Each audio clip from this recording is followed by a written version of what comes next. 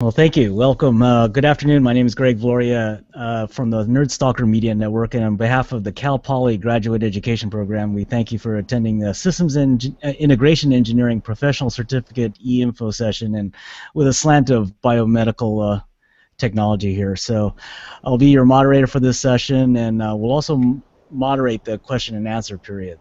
So before we start, I want to do some housekeeping. For those on the Hangout Live and not presenting, if you could mute your microphones, I'd appreciate that. We don't have anyone online right now, so it's okay. We just have the presenters. If you're lucky to be on the Hangout, you may ask questions in a QA session live, but if you're viewing this on Google Plus Hangouts in the event window, to ask questions during the session, you'll need to press the QA button on your top right-hand corner there, or upper right of your viewing window there. And a new window will appear, and there's a grid of 9 boxes.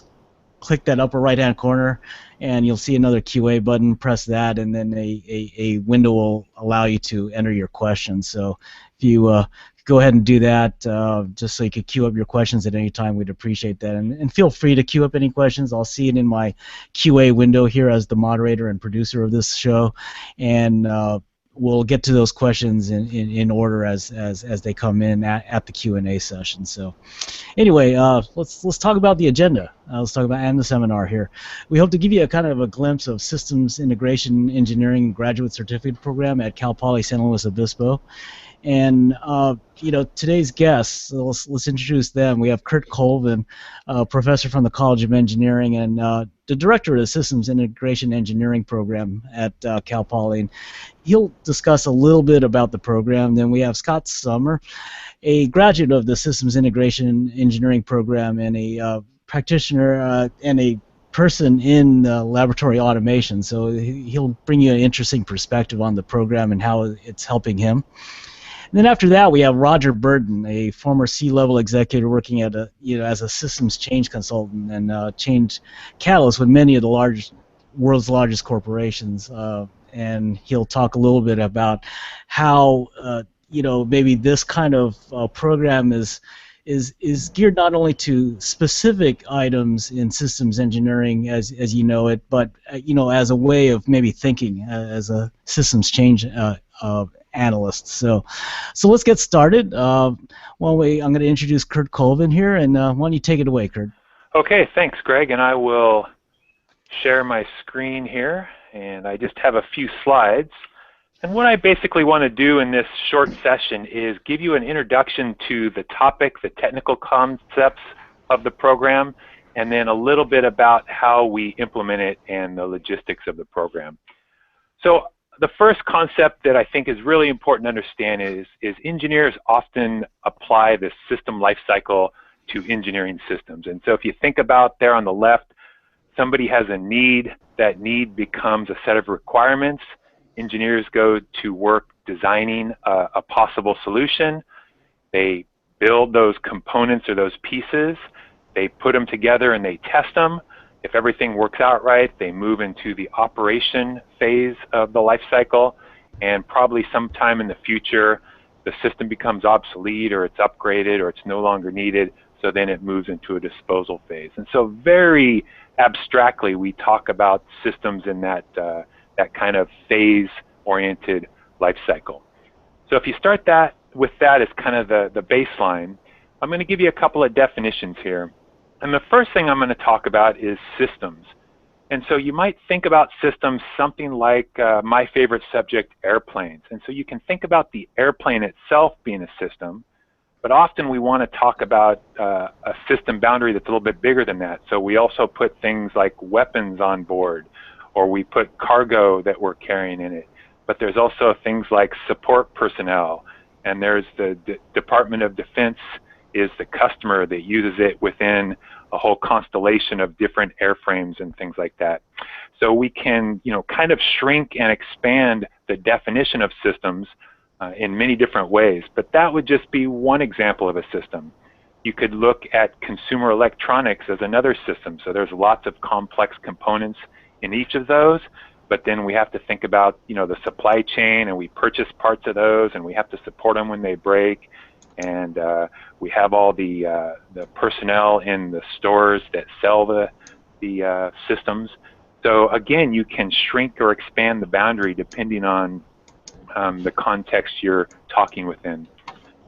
Medical systems or our healthcare systems would be another definition of a system that we could address and we could develop new components or new systems for. And finally, you know, maybe an automobile manufacturer would be another system that has to be designed and it moves through those life cycle phases. So when you kind of abstract what a definition of systems are in the end, it's just simply a set of interacting entities that have a function or purpose. And I should probably qualify that a little bit to be, we're talking about man-made or engineered systems in the context of this program. The second word I might try to define is integration. And so the way engineers typically address big problems like this is they take the reductionists or they decompose the complex system into simpler components, and then different teams of people or individuals go to work designing and building those components. And then at some point we start putting the components back together into subsystems and integrating those into larger systems and integrating those maybe into systems of systems. And so if you think about going from the components to the operating whole, we just say integration is just to bring together into a whole. And finally, the last term I would just have a stab at would be engineering. And to me, engineering is just solving problems using science and technology. And by science, you know, I'm talking about the natural sciences, but mostly I'm talking about the scientific method of observing something or proposing a possible solution and then testing to see if that solution will actually solve the problem. So it's the scientific method combined with lots of technology, machines and processes and methods and tools, all those things together to try to solve problems using science and technology. So then if you take those three definitions and I kind of spin it into just a definition of systems integration engineering, it would be a process that evolves and verifies an integrated life cycle balanced set of system solutions that satisfy customer needs on time and within budget. So basically developing the right system within the constraints of time and money. Just a couple of more definitions I'll just quickly pass over. So SIE is really trying to develop the right technical system, but when you bring people into the mix of it all, not just the technical components, but the people too, then we also try to address a couple other things in this program. And one is systems thinking. And I would just say that's a way of looking at the world while considering many perspectives, including the non-technical part of engineering or the soft systems of people. And finally, systems theory is really just the study of general systems, trying to elucidate principles that we can apply to all systems. So that's a bit of the people side in addition to the technical side that we're trying to address in this program. So those are some definitions for you. Now I'm just going to take a couple of minutes and give you kind of the overview of the logistics and how the program is rolled out. So there are really 4 courses that are part of this certificate program. It starts with 509 in the fall, and then we have 3 follow-on courses. And let me explain a little bit about that first one. Is just a 2-day, 2 8-hour days, and it's worth 1 unit. And then the other 3 courses are each a full quarter long. We have quarters here at Cal Poly, 10-week quarters, and each of those are 10 weeks long. So that kind of makes up a 9.5-month program. And altogether there, that is 13 graduate units, and those are approved technical graduate units that could be applied to another program. And we have several master's programs here at Cal Poly that would take these as graduate work. And most engineering programs would accept these units. But of course, depending on where you go, you'd have to apply and see if they would accept those. The first class is actually on-site here in San Luis Obispo, and it has really been a chance for us to meet each other and get to know each other and really kind of start to develop a relationship, because after that 2-day on-site, the rest of the courses are all online. We have synchronous class meetings, so we have 2 class meetings a week. They're Monday and Wednesday afternoon from 4 to 6 p.m. on the West Coast. those are really a chance for us to get together and collaborate and discuss online, but all the materials are electronic and they're stored on our learning management system.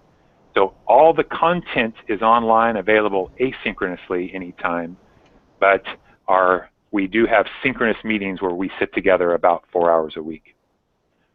The cost of the program is $500 a unit, so 13 units. The total cost of the program is $6,500. So that's the logistics, and I'm happy to answer any questions there are, but I think I'll stop right there. And maybe I will just leave you, I guess I would say that the timing for it is September 11th and 12th is the on-site portion, and then fall, winter, and spring terms starting this fall will be the timing of it all. And I guess I would just leave you with a metaphor for systems integration engineering, where the development of systems is kind of like an orchestra, and where each person kind of has their expertise and their tools. So you might think about the mechanical engineers and the electrical engineers and the purchasing agents and the contractors and the HR department. All of those people have their specific skills and contributions to the system as a whole, but it's the systems integration specialist that tries to integrate all those components so that they work together towards successful systems. So thanks very much for the time. There's the website and my email address. And with that, Greg, I think I will pass it back to you and let you take over again. Thanks. Thank you, Kurt. I appreciate that. So we had a couple people join us after I did the intro there, but if you want to ask questions, we're going to have a Q&A session right after this. And if you're viewing it on the event window, you'll see a Q&A button in your upper right-hand corner of your window. Press that. I already have some questions already, and we'll answer that at the end. But go ahead and press that, and you see a new window pop up with a grid box. Inside the grid box is a Q&A button, and then another window will pop up, or a sidebar will pop up, so you can actually type in your questions. And type them in any time. I'll see it on my moderator screen here, and I already have one question from Perry, so I got your question, Perry, and we'll answer that right at the end. So anyway, next, I'd like to,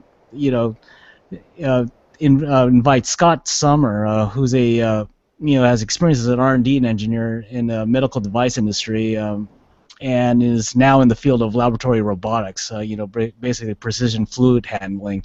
And he's also a graduate of the SAIE program, and he's going to talk about how, this is how the program kind of worked for him and how it's helped his career. So go ahead, take it away, Scott. Thanks, Greg. Yeah, I am a recent graduate of the program, and so I'll start right off by saying that I was really happy with it. It worked out well for me. In fact, so much so that when Kurt asked if I'd be willing to help provide information that might help others to get involved in this, I was more than willing to do so. Today I'll try to give a picture of why I enrolled in the program, how the program went for me, where I think I'm already seeing benefits in my job. So to address that, why did I enroll? Well, as an engineer in the field of laboratory automation, I'm seeing increasing complexity in the projects and products that I work on. It seems that today's systems, you have to share more data, support more access and connection in varied ways than ever before. The instrumentation has to perform more precisely than ever before. Frankly, I felt like I needed a little help catching up to these challenges, and I thought, well, what would be better than a deeper understanding of systems engineering? I was familiar with that term as being associated with aerospace primarily, and when you think about it, systems don't get much more complex or high-end than if you're putting somebody in space or flying 300 people around the world. So I felt like there was probably something that I could learn from that.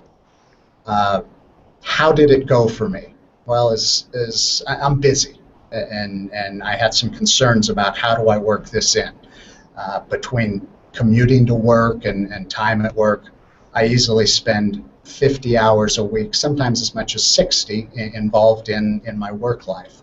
And I wasn't sure how I would squeeze all this in. Well, when I saw that it was offered online by Cal Poly, that of course was appealing. As a graduate of Cal Poly, I understand the school's mission and reputation, and I was excited to learn about an educational opportunity that I could participate in. It was relevant to my career, and I could do so from well outside the Cal Poly area. Initially, as I said, I had a few reservations about how well an online program would work, but I also recognized that in the world and in my professional challenges are changing more quickly all the time, and I thought, what better way to prepare for increasing technical challenges than a class based on the technology of today? So that intrigued me, and I went for it. Kurt spoke to the orientation portion of the program that you do at Cal Poly, and that's really key. I'll expand on that a little bit, because the 2 days on site really lay a foundation for the rest of the program. When you're in an online environment, if you didn't already know these people, if you didn't feel some connection to them, I can see how that might be a little bit challenging. But because of this 2 days that we spent together, getting to know each other, working through the tools that are used and the technology in the program, you end that weekend feeling like, hey, this is going to be great. It's all going to work out. And then I'll tell you, every Monday and Wednesday when I signed on to the class, it just felt different than had I not met those people up front. You know, I kind of felt like I was seeing familiar faces. We already had an understanding of what each other was all about. And for all intents and purposes, the rest of the 3-quarter program flowed almost as easily as if I was sitting in the same class with people. So if anybody had any concerns about what is it like to take an online class, let me put that to rest right away. The orientation breeds that familiarity. It lays a foundation, and it all just works after that. Kurt also spoke to the quarter system a little bit. If your educational background is from a semester-based system, quarters are pretty cool. Things happen quickly. About the time you hit your stride and feel like you know, I've got this, now we're really moving in this class, you can already see light at the end of the tunnel. So all of that moves really quickly. The other thing that's nice, he mentioned about how everything you need is accessible through the web page. Having everything in one place, everything that you need in order to participate in the class, organized on one page, really helps out. And another thing that it did for me, it gives you an element of flexibility that I didn't appreciate before taking the class, but I do now. You know, life goes on, and I needed some vacation time with my family. So right in the middle of one of the quarters, my family and I went to Hawaii. I was able to check in at the class. I was able to, you know, keep up with the homework, understand what was really important. If there were a couple things that I felt like, you know, that just doesn't seem like that big a deal, I'll let that one go. That access from anywhere in the world really helped with that. Another element of the class is we do a fair amount of reading. There's generally a book involved, but it is not necessarily a textbook. You know, don't feel like this is going to be a repeat of thermo or dynamics where you're going to spend all day going through a textbook. There's a pretty clean way of integrating a valuable book that gives you skills and exposure to things that are really going to help in your career. One of the books that we spent a lot of time with was a book called the Toyota Production System. Toyota is known the world over as just a world-class manufacturer. We spent a lot of time going through elements of what they do, and you know, that's something that I've gone back to time and time again. I'll speak to that a little bit later. But between the website, the reading, it flows basically like any class you were used to, and it just really tends to work. quickly some of the detail that we hit in the various quarters. We talked about an introduction to systems engineering. What are the characteristics of a system engineer? We spent a fair amount of time talking about requirements of a project, of a product. How do you develop them? I know one of my challenges in projects has always been, how do you get a good set of requirements? And there are tools that can be used. So we spent some valuable time talking about that. We spent valuable time talking about projects themselves. How do they flow? What are some of the challenges that are common across all the different projects? What are some of the pitfalls that people run into, and how do you deal with those? We talked about system integration, the actual act of starting to bring all these elements together, and what are the different methodologies or schools of thought on how you start to bring up a system with a lot of complexity and not get bogged down in minutia or problems that really aren't a problem, maybe aren't part of the big picture. And we moved on to verification and validation. V&V is a big part of what I do, and seeing how other people in other industries approach that was helpful. And it was interesting how things go full circle. We even talked about how do you lay groundwork for a successful V&V back in the requirements stage. So that's the program as it went for me. To speak to the specific benefits I've seen, I want to go back and quickly talk about the Toyota production system again. They have a concept called Genshi Genbutsu. And Genshi Genbutsu roughly translates to go to the source. The reason that's important is in my job as a manager of some people, projects, I always have to walk a fine line between needing to know details in depth versus delegate and expect people to handle it. And I struggle with that. I really used to struggle with that because, I'd always been trained that a good manager delegates. As we covered this concept in the Toyota production system, you learn that within Toyota, people go to where the problem is. They go there and they figure out what's going on, why is this happening? And while it may seem like a little thing, the understanding that one of the world-class manufacturers actually forces people to get personally involved, that helped me tip that balance between when to delegate and when to go do it. I now feel a lot more empowered and comfortable dropping what I'm doing, going down, getting involved with the people on my team and saying, what's going on? Let's talk about this. When I walk away from here, I want to understand specifically what's going on. Without this program, I'd still be back in this quagmire of, well, I need to delegate and they'll figure it out. One other thing, just as a closing thing, as we talked about projects, task estimating is something that we all do. My experience has been task estimating is hard, and almost inevitably, as soon as I estimate something, I'm wrong. I'm behind. We're always behind. Well, we talked about that during one of the quarters when we focused on projects and how they flow.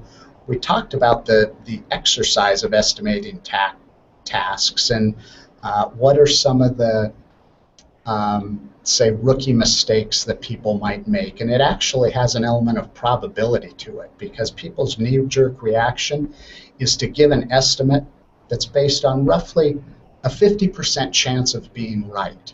And when you think about how tasks tend to occur in a serial nature, well, as soon as you're wrong on one of them, it sets everything else off. So what I took away from that was, hey, I need to estimate tasks differently. I need to give an estimate that's based on a much higher probability of being right. And, I'm a little more conservative now. Things look like they're not going to be done as quickly, But in reality, I think we get things done more quickly because we're right. We don't give a rosy schedule that we fail to meet. We give a more conservative schedule that we do meet. So I guess to sum it all up, what I've taken away from the program really exceeded my expectations. I feel better equipped to deal with the growing complexity, and I enjoyed myself on the path to get into this place of enlightenment. Well, it's great. Well, thanks, Scott. Appreciate your comments there, and thanks for sharing a lot of your stories of how a professional environment kind of translated into this program, how the program translated back into the professional environment. But we had a couple of people that just joined us, so I just wanted to kind of go over. Right now, we're kind of going through the agenda where Kurt Colvin already had presented on the outline of the program. We just heard from Scott, who kind of was a attendee of the program and a recent graduate of the program, and then we're going to go next into Roger, who's going to talk about from a executive's point of view, a change agent's point of view, how to do this. But before we go into that, if you guys want to ask questions, we're going to have a QA section right after Roger's portion, and if you're viewing this on the event window, you could click the Q&A box in your upper right-hand corner of that window. It'll show another window with a grid of boxes. Clicking the grid of boxes, have a QA symbol in there. Click on that, and I've already had a couple questions from Perry Johnson. Thank you, Perry, for that. Also, who joined us actually live here is Denny, and I appreciate you coming on, Denny, and I'll release your microphone after we do the presentation if you want to ask any questions live. But yeah, I already have some questions already here. So anyway, we're going to go ahead to Roger. Let me introduce Roger Burton. He's a systems change consultant and change catalyst working with corporations like BP, BMW, GlaxoSmithKline, GSK, as they know now, and biopharmaceutical company AstraZeneca. So Roger will discuss why systems integration engineering is not just a methodology, but in a true sense, but a way of thinking. So go ahead, take it away, Roger. Thank you, Greg. Basically, I just want to try to build a little bit on what some of the definitions that Kurt was offering, and hopefully talk about what's the point of view that Scott was expressing, but from a slightly different perspective. So, for several decades, I've worked in great part in highly technical organizations. So organizations with technical expertise, often engaged in complex tasks with high stakes, both financial and in terms of safety. And one of the things that I learned from speaking with people in those organizations for that period of time, I would essentially ask people, well, how long did you invest? How much time did you spend, or what was the nature of your investment to prepare yourself technically for the set of activities that you imagined would make up your career? And usually that's something like a decade or so for people to have become prepared technically. And then I would begin to ask, how much of your time do you spend directly applying the technical skills and distinctions that you acquired in that period of time? And what's typically the case is that as people advance in an organization, they begin to lead teams, they manage projects, they begin to have management and leadership roles that begin to take up more time, to where it really ends up, like 10 or 20% of their time is the direct technical application, and then there's 70 or 80% of time that's something else. Well, what is that something else, and how do we relate to it? And you could say, oh, it's leadership, it's communications, it's these things. But in the definitions that Kurt offered, he distinguished between systems engineering, systems thinking, and systems theory. And if you think about systems engineering as a body of very specific distinctions within a particular domain of design and implementation, and systems theory as the generalized set of theories, principles, whether it's archetypes, that help you describe systems. In between there someplace is systems thinking, which is essentially a way of taking those distinctions and seeing the world through them, such that when problems are arising in the non-technical systems, the complex systems of human beings, that you actually have a way of navigating it that you've learned from your technical distinctions, from your systems theory. So that as a leader or a manager, that you become a systems thinker. And then instead of dealing with, you know, one-off problems one after another, kind of endlessly putting out fires, as Scott was talking, you go to the source. You begin to look at the systemic structure or the systems that are sort of perfectly producing this set of phenomena using your systems engineering distinctions, using systems theory through systems thinking, which is a way of essentially looking at the world and then designing in non-technical or complex systems. So there's something about this being a mid-career offering that might be very appropriate for people as they begin to manage that dilemma. The dilemma of how do I take my technical understanding and usefully apply it to the set of dilemmas and problems that I have now, in addition to whatever literal product or technical specification I'm creating, whatever system I'm engineering. I also have all the systems in which that is occurring and upon which that is dependent.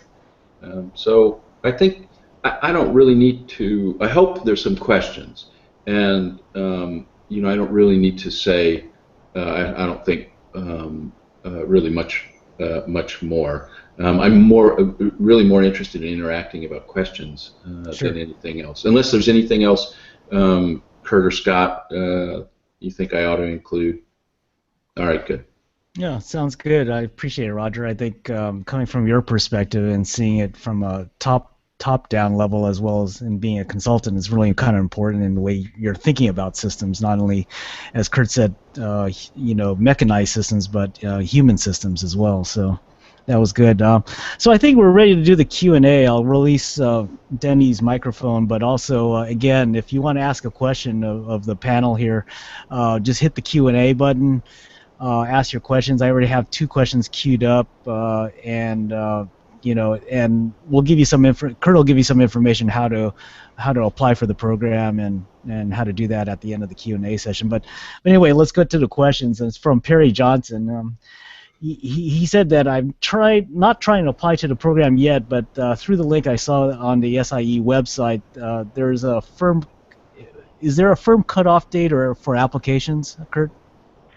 There's really not. Kind of logistically and common sense wise, we need about a week at the end to put it all together. So I would say early September would probably be the latest you could apply, and we make it work for the year. Okay. And then secondly, another question from Perry. Thank you, Perry. Are the biweekly synchronous meetings required attendance from 4 to 6 p.m. or, you know, work may get in the way, so he's a little bit concerned about that. So you might want to discuss that as well, and maybe Scott could give a perspective how he's also made it work. I think that would probably be the best option, is to go to Scott and say, Scott, are those sessions required?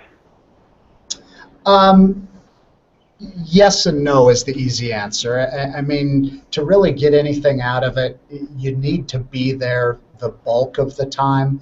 But I will say that there's tremendous flexibility in the program. The sessions are all recorded, and again, they're available on the web page that represents the class for that particular week, as I said. So if you do miss one, you can always go look at the class session. The additional material you need is right there on that same web page. So to do it justice and to get the benefit, you need to be able to be there the majority of the time, but there is inherent flexibility built into how it works. And if you have a crisis at work, which absolutely happened to me over the course of the year, occasionally you can't make it, you can certainly recover from that. The course is set up to deal with that. Well, you know, graduate programs are kind of a little bit different, right? I mean, you know, and this is really, even though it's a certificate program, right, Kurt, it's a graduate level certificate program, right?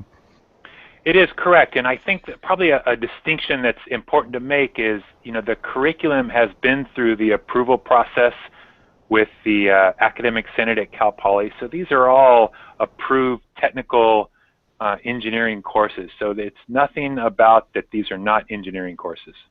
And these are Kurt. Correct me if I'm wrong. I believe these are accredited courses, so they go towards a graduate degree, right? They do, and you got to be a little bit careful about the word accredited, because usually that Yeah. means ABET accreditation, which is undergraduate Okay. only. All right. But we have 5 master's programs here at Cal Poly: mechanical engineering and industrial engineering and biomedical engineering, and a few others that have already said, hey, these are right in line with the technical electives in our master's degree, and so we would accept these as units towards a master's degree. Okay. Let me ask a question. I don't have any other queued up questions right now, but maybe Roger, you might want to talk about, you talked a little bit about kind of the systems way of thinking, and since you're kind of a change agent, you're kind of brought in to help. I think you've done some cross-cultural changes in companies and stuff like that, or managed that to them. I mean, how has the systems kind of thinking has helped you kind of change your approach towards even doing that type of job? Yeah, there's a few things. Well, first, I've worked in about 50 different countries. So I've kind of all around the world in many, many different settings. And it's funny about when you think about systems or the definition of a problem, you can kind of, in a simple way, you can think about simple systems, which are typically mechanical in some way, complicated systems, or complex systems. And the main distinction between complicated and complex systems has to do with kind of unpredictability and emergence. So human systems are typically complex systems. And one of the things that can happen in a technical organization is a confusion can arise between applying sort of the distinctions or way of solving a problem that you would use in a simple system to a complex system.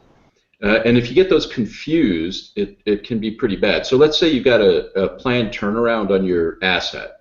And during that planned turnaround, you're going to shut down many of the main components of your asset, and you're going to restart them. It's one of the most dangerous things you can do. You definitely want technical rigor, management, and control process for all of that. And if you treated that like it was a human system or a complex system, it could go horribly, horribly wrong, and you really wouldn't want to do that. On the other hand, during that planned turnaround, the population of your site has probably tripled. And so that's a human system. And if you were to try to manage that like it was a technical system, it can equally go wrong. Also, just in terms of an example of mindset when you begin to look at the world as a system. And there are different ways to do that. In a complex system, you might understand a system as being defined by shared properties as opposed to a boundary. But there's some phenomena occurring, and you encounter that phenomena and you call it a problem. And then systems engineering, you solve for that. Well, when you're thinking as a systems thinker, one of the things that you might think is not simply how do we solve the problem, but you would stop and you would ask yourself, how is the current system perfectly producing that phenomena I'm calling a problem?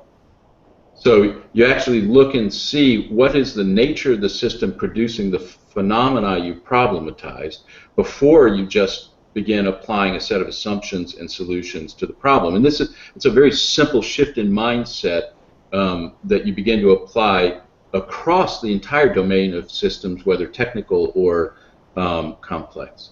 I don't know if that's useful or not. No, it's good. No, I appreciate it. I think it is somewhat abstract if you think about it, but I think I've gone through graduate programs to learn about that as well. And as more you get to think about that way, the more it gets comfortable, actually. So, thank you, Roger. I think we're going to try to close this off. There's no other queued up questions. Again, if you wanted to ask a question, go ahead and either unmute your microphone, Denny, or go ahead and press that Q&A button. But I think, Kurt, we'll probably close on how do people apply for this program?